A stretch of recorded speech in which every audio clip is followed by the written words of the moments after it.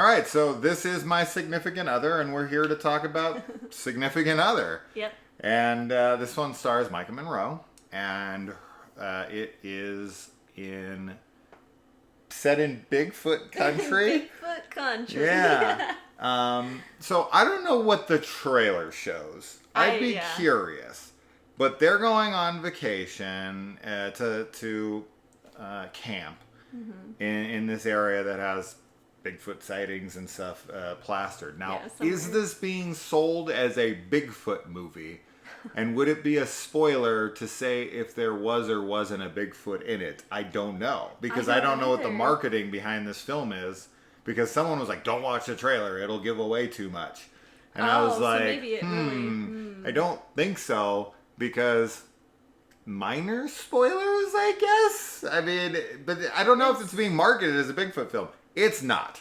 No, it's at not. all. But we thought it was. We thought because we saw Bigfoot signs. Because we went in blind, yes. And we're like, "Oh, this is gonna be a Bigfoot movie," and that actually kind of got excited about. Yeah, because why not?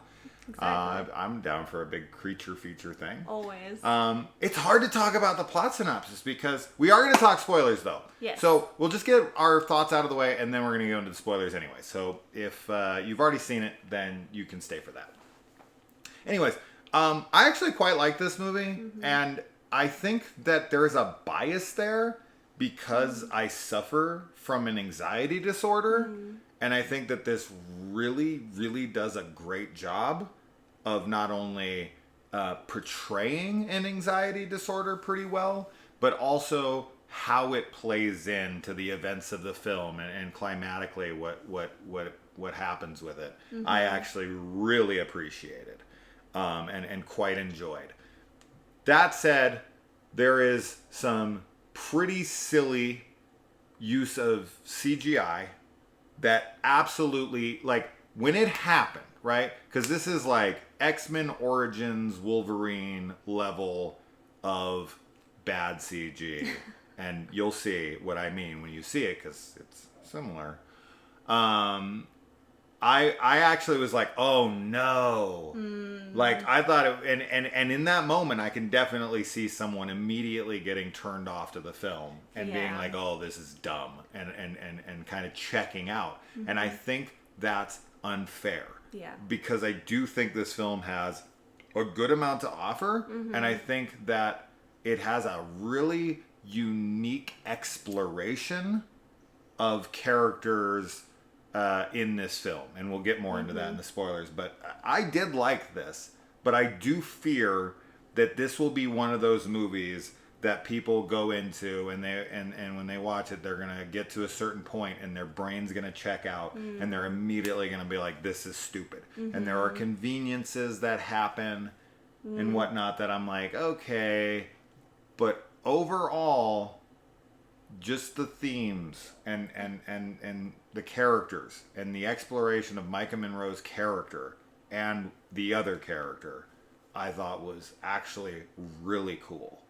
Yeah, I did too. And as far as like the CG goes, it definitely didn't bother me really at all, to be honest, because I was very invested in the characters and the story. I think that the concept is really cool, and I think that the execution is equally cool and well done. And it also, like, the anxiety stuff that it touches on, it's not only like your personal relationship with anxiety, but also how anxiety can be affected or like a cause of a romantic relationship. So I really enjoy the themes in this, and I'm excited to talk spoilers about it because there's a lot of interesting moments. The opening reminded me a lot of a movie called Backcountry. Just the couple going out in the car talking and then getting out there and they're camping and they're having relationship issues and all that. That all was very reminiscent. But then it takes this completely sharp turn and becomes a completely different kind of movie than I was expecting it to be. And it was kind of jarring at first. And if that's in the trailer, wow. I hope. But I don't know not. how do you market this movie I know. without it being spoiler territory. The turn that it takes, like that jarring feeling, I really liked actually. Sure. Because it totally caught us off guard and it got me even more excited. Like you're already, for us, or at least for me, up until that point, I was already invested because of like the performance and everything and the setting. And then for that to happen, it just really drew me in. So I hope that they didn't give it away in the trailer. But as you said, how do you market it? I'm sure they did. So you guys, if you saw the trailer, you probably already know what the twist is. But the you know, the relationship between Micah Monroe and her boyfriend, I feel is very authentic, and their problems feel very authentic, and the things that they go through in the film feel authentic, even if it's outrageous. Yes, you know, I and where agree. it goes. So let's get into spoilers, but I do recommend trying it. And if you can't get on board with it, then you're probably gonna think it's stupid and that we're crazy. But I think it's worth the I shot thought too. it was really cool. Yeah, and I was me as actually well. I was pretty impressed with it. Not anywhere near the best of the, even this week, because this No. week has been littered Yeah. with great films. But I quite liked this. So, anyways, getting into the spoilers on this. So, just kind of the exploration of anxiety is really what I wanted to talk about last night. And I was like really gung-ho to talk about this because I love just the themes throughout and how they kind of Helicopter. mirror. Yeah, that's a low Loud. helicopter. Jesus. Is he gonna crash into us? That would be some Final production value, destination.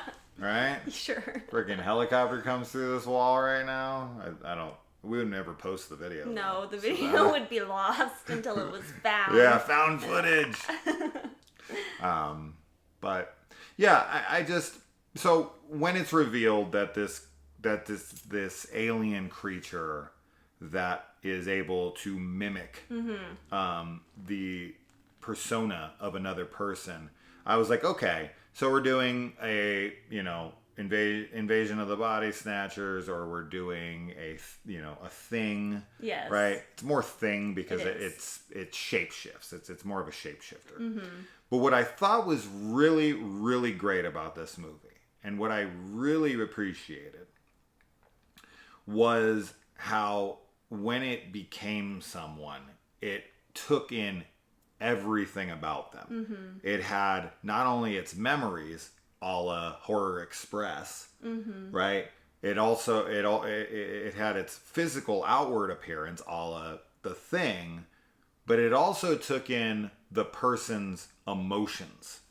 And this is actually this is kind of similar to Under the Skin.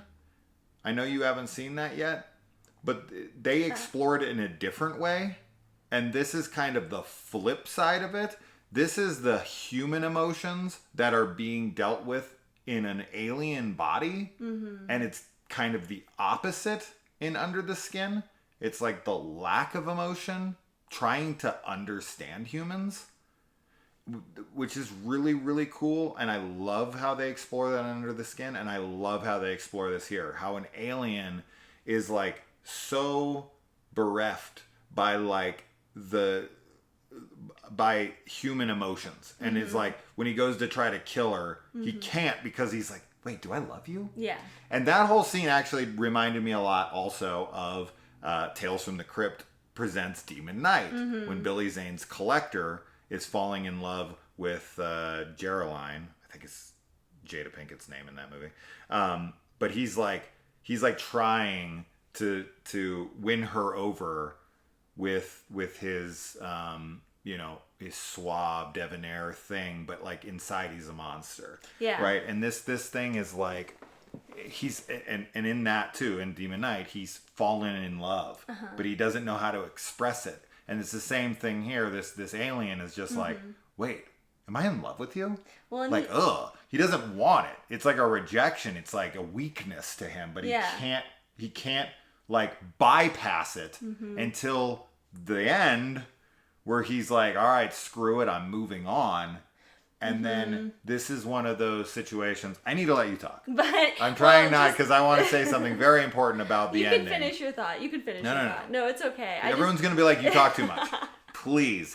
I agree with everything that you're saying. I have an excitement about this movie. And I feel it too. And I definitely, like I said, agree with everything. But I just wanted to note that I thought it was interesting that he also says about love that humans are the only ones that experience it. Mm-hmm. And I just think that that's another really cool aspect of it, like that there could be emotions that humans have, only exclusively, and that an alien would, never even, like many other aliens wouldn't even experience it. So, yeah, that's all I wanted to interject. He would have to, of course.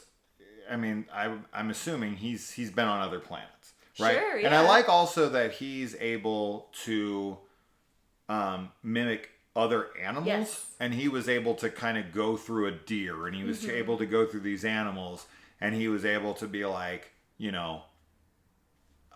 I see the difference. Mm-hmm. I get to actually experience the difference. This isn't something that us as humans get to experience. Mm-hmm. We have an idea. We think we understand what this little cat right here is thinking or experiencing or feeling, but we've never been that cat and able to, possess its emotions and its feelings and see the difference between humans. Like, oh, wow, this is wildly different. Yeah. Like this, so he does get to experience that, or it gets to experience that, but we see it mostly as a guy, so I'll say he for now. But in the end, like, this actually this is going to be a funny comparison, but this actually reminded me a bit of Aladdin. And in the end, she kind of... She kind of basically tricks him into it, but he's doing it himself. In that scene where he's turning from him into her, yes. And they're like kind of like their DNA is meshed, almost like a child, where you see her and him in the same face. But it's funny because the CG on the finger and all that I thought was terrible. But I think the facial distortions and blending as they're talking is awesome. Yeah, I actually thought that was highly effective. I did too. But as far as the Aladdin comparison goes, I'm comparing this to a lot of different movies, but I've seen too many. Is that in obviously in Aladdin, when Aladdin is going to take on Jafar with the genie, he starts kind of riling Jafar up and pushing him into this place where he's insecure about his power. And he's like, oh, well, you think you're so powerful. The genie's more powerful than you. And then he's like, oh, I want to be the most powerful genie. And it's like, well, now you are the genie, and, you get everything that comes with it. Right. Yeah. And it's the same thing with her. It's like, he's like, well, now I'm you. And she's like, and now you have to live with everything that I have. Yeah. And she knows how to exploit that thing. And this, to me, is why I am such a big fan of this movie, because as someone who suffers so deeply and so horribly with an anxiety disorder and with panic attacks and whatever, I always talk about, like, no one can empathize with you who hasn't experienced it. They don't genuinely understand. They couldn't even possibly comprehend how insanely awful and debilitating it actually is. And you always, like, you don't want anyone to ever experience what you're going through because it's so horrible. But you're also like, you want them to feel it for like 5 minutes so that they can be like, holy shit, I had no idea. I am so sorry. Like, what do you need? Kind of thing. You want that, like, empathy from them. And in that moment, like, she's passing on her curse to him and is actually able to use it as her strength. It's been her weakness her whole life. And finally, she gets to use it as her strength because she knows how to navigate it, right? It's gotta keep comparing to other things, but it's in Man of Steel, the Superman movie, where when Superman's grown up on Earth and he has all these superpowers, but they're debilitating to him. Because he can hear everything. He can hear people's heartbeats. He can hear conversations from a mile away. It's also overwhelming to his senses. And he's able to adapt to it because he's there for years and years. So when Zod comes down to challenge him and he gets to the planet, he thinks he's going to take on Superman. But what is Zod's strength is his weakness there, and what was the weakness is Clark's strength, because he's learned to adapt to his debilitating limitations. Well, yeah, and this is where she goes in that. It's like she knows how to deal with it, and she knows the buttons to press within it. Yeah, and it's the limitations of him, and I think that shit is brilliant. I do too. She weaponizes her anxiety. It's also very much like It Chapter 2.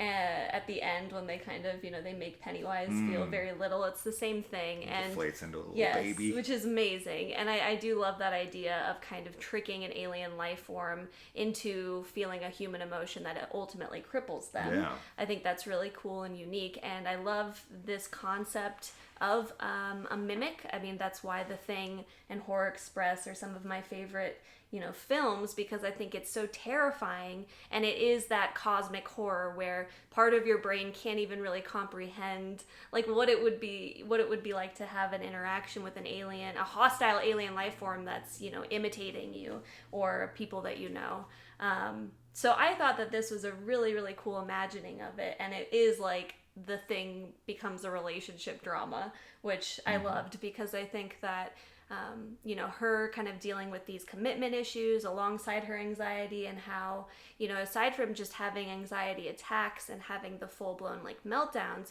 you really have to deal with anxiety in small ways, like all of the time. And that I think is evident in her performance and in, the way her character is portrayed. So I was really into all of that. And I actually found that there was some kind of funny moments in this that were like, whenever he is asking if he loves her, when he's trying to kill her, like it was sort of just unintentionally funny to me, but in a dark comedy type of way. Because obviously she is super freaked out, and it's nowhere near funny, but I don't know. It's an odd situation. It's because he's an alien, yeah, and he can't read the room. Yes. Right? Like, you're flirting with a girl who's in pure terror. Right? And it's funny because of the stark contrast between them. Usually when someone's flirting with somebody, especially someone they know because it's through him, he would be able to have that tact to be able to separate and discern the difference. Yes. Right? Yeah. Of when she's wanting it and when she's not. And she's clearly does mortified not want it. and wants nothing to do with it. Yeah. So I think that's kind of where the Yes. humor comes from in that. So I get it. I also think that, like, I like to look at the movie as a metaphor for an abusive relationship, because, him wanting to kind of take over her personality and, all of the guilt tripping and everything that he does, I think that that's obviously very reminiscent of some abusive relationships. So I like the symbolism there, although it's not really, it's very on the nose, of course, because it's literal, but yeah, I was into it. The kills and the CG and stuff are poor. But I think, because like even when the guy's head gets split and it falls over, when it comes over and it's talking, because it has this arm thing that it control people, that kind of stuff in there, it does feel a little silly because of how it's presented, because of how it's shown and all that. Like, I totally get that. That's the stuff I feel like people are going to turn up their brain off to, and they're going to be like, they're not going to see the bigger themes here. And I think that's such a shame and such a disservice to a otherwise really good script, right? So like, just because we have visual effects problems, and just because there's character moments that feel a little forced or convenient, like she's able to look out at the ocean and see a shark, right? Like right in that moment, and then she's able to bring him out there and then get him attacked by a shark. It's like, that's a stretch, right? To look, oh, there's a shark right there. Like, how many times have you looked at the ocean right by the waves and seen a shark? I'm going to assume not a lot. Not a lot. Yeah. And the fact that she just walks right by at that time and is like, oh, there's a shark. It's convenient. It is convenient, but I don't care. Yes. I like what it is. I like that she's trying everything in her power. She's trying to she's trying to beat it with her conventional strength, with conventional wisdom, with conventional trickery and all of that. And in the end, it's none of the tools of strength. It's actually her tool of weakness that brings her strength. Yeah. That's what I'm talking about. I love really that. Cool. So really cool. I think I hope people gave this a chance. I hope Me people too. stayed through it and were like, oh, even though there's some silly things, I think overall this actually explores a lot of really neat things. Yes. It's a good story and good acting, and the dialogue, everything is really good. Yeah. And just look past the effects. I would have loved to have seen like practical effects with this. I think that would have elevated the film for me in a large way. But you just kind of have to turn your brain off to the effects looking a little too fake. But the ending actually kind of reminded me of Annihilation as well. I was gonna say that too. I did get Annihilation feelings from this. Myself too. It's the cosmic horror. That's what it is, and I love it. I always am excited when we find really good cosmic horror films because it's honestly one of my favorite subgenres of horror, and I just feel like there's not enough out there. So her breakdown when he asks her to marry him. Yes, that is like if you've ever had an anxiety attack, and it's just such a good visual. A representation of how the room spins, and you have all this like spatial distortion and the disassociation and derealization and all of that. It's audio good. dampening. Yes, exactly. That adds to it. So really cool. If you made it through this whole thing, you probably have watched it because it's a spoiler discussion. But sometimes people watch them and they don't. Like to see what it's about. Yeah, they don't see it first. It's fine too. But if you haven't seen it, you should check it out. Hopefully, we've convinced you. Yeah, I mean, I'm convinced. And let us know what you thought about it. Yeah, and subscribe, and like, and comment, yeah, and check out the Patreon. Yeah, because we're doing watch parties on there. We just posted our Christine watch party to the channel, so you can see what you're missing out on. Yeah, you can come and be a part of it live, so we can interact with everybody. We have a good time. We do have a good time. Yeah, we're watching Beetlejuice in 2 weeks. Yep, right before the wedding. With my significant other who might be an alien. Is your head going to split? And of course the finger thing, I have to mention, of course it looks, the first thing I thought of as soon as I saw it, I was like, this thing's a T-1000 from Terminator 2. You did. In case anybody is going to get in the comments and be like, how could you not mention Terminator 2? Yes, that was literally the first thing I thought. Yes, yeah, he said it immediately. Yeah, I'm like, oh, this thing's a T-1000? Mm-hmm. Yes. So, anyways, that's that. That's that. All right. All right. Bye.